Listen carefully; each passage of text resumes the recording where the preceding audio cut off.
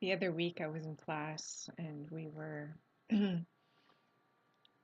asked to write our obituary, describing our lives up until this point in time, describing the person that we are. And after we were given some time to write our own obituary, we were invited to share it with those around us at our table. What I noticed when I was listening to the stories or the obituaries of others was there was this more of a description of who they wanted to be when they died, that they wanted what they had wanted to achieve, what they would have liked, what they want to do with their life, where they want to go, what they want to see.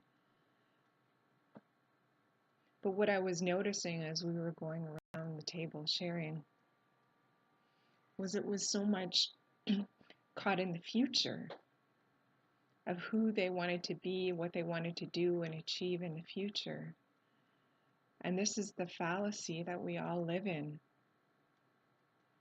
This illusion of time, that we have time and over time we're going to become who we want to be.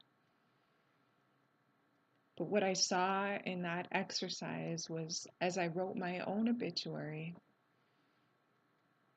there was a sense of joy and celebration because I realized that it's not anything that we become, it's how we choose to be in every moment. Do we choose to be that adventurous soul? Do we choose to trust life? Do we choose to love in those ordinary everyday moments? We don't become a loving person by what we do necessarily. It's more how we choose to live from, choosing to live from that place within us that is naturally loving. Then the loving comes from a place of not trying, not wanting to be recognized or seen as a loving person, but just an expression of the love that's already exists within us. It's a love that doesn't need to be validated in any way. Sure, it might be nice to have it affirmed, that it feels good to hear that love or be thanked for what we do, but we don't need it. We don't feel resentful when we don't get it. For the last few years, I really lived within this place of believing that freedom was something that would be attained, that there would be some big event that would happen and I would finally be free of my humanity. And it was just another version of this story to become this loving person, to become this adventurous person, or whatever it shall be. When really I was reminded that freedom is something that we choose to live from. It's not something that's achieved. It's not a state that we arrive at. It's a constant unfolding in the moment, in the now. That there's not one act of surrender that happens and we're free. It's, do we choose to live from a surrendered state? The place that we choose to live from a place of surrender, to live from a place of trust, to live from the place of seeing our inherent freedom, to live from that place of love and joy that's within us, to live from that authentic expression that wants to come forth from our being. We don't become an authentic person or a loving person or a free person. We are those things when we choose to live from them in every moment. It's another one of those paradoxical things that we think there'll be an end point, a point where we finally achieve something, become something. But that's not it. We only, in a way, become it by being it. That's the paradox. We live from that place of freedom within us. We recognize that we already inherently are free, are loving, are joyous when we live from this surrendered place within us.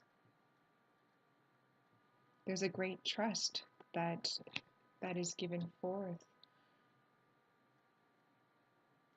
Just a knowingness beyond knowing within the mind that all is as it should be. Permission for all to express within us and all situations to happen perceived to be happening to us. We may not want it and we may take action to change it, but we don't come from a place of resisting inherently what it is that's happening. That sense of resistance that contracts the body, when we pay attention, we notice that we hold on, we don't want, and it fuels the thoughts in the mind, trying to get out of it, make it different or uncomfortable.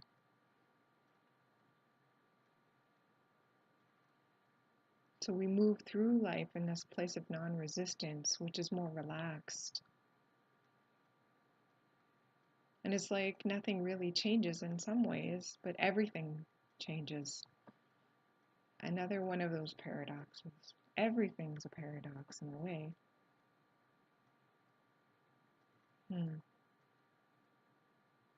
So my prayer is really that you can find that place within you too. And it's not so much of a seeking, a trying to find in the mind, but a relaxing into your own being. A letting go of the trying and the struggle to become something and achieve something and to have some future result. But to be able to write your obituary and see that you already are those things, that we live from them now. That's really the only moment of power that we have is in this moment now. How we choose to be. We can respond from a place of distrust or trust. Distrusting that life is inherently against me, or trusting that life isn't, I am part of life. That life is not against me at all. Life is living through me and expressing through me, and I can let go of the resistance to it. Am I living from a place of love, of sharing that, what the love that I feel within me with others? Am I letting it flow, or am I resisting it in some way? Am I living from a place of fear that I can't let that love be expressed because it might mean rejection? Am I living from an authentic place and really trusting the callings of my heart? Not just knowing what they are, but acting on them?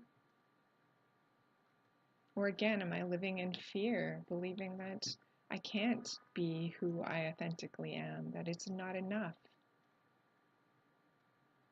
Am I wearing masks to try to prove that I am enough? It's when we get really honest with ourselves, not honesty as something that's achieved again in the future, but when we live from a place of honesty within ourselves in each moment, of seeing where we're living from.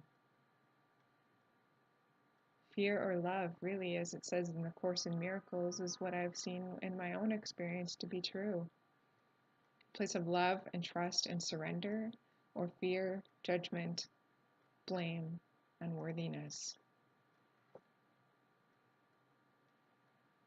So I invite you to look at your own experience and to allow more and more into your own experience that sense of trust and love.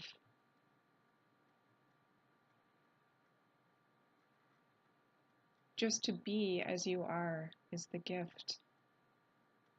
And to see in every moment that we have a choice. It's an invitation.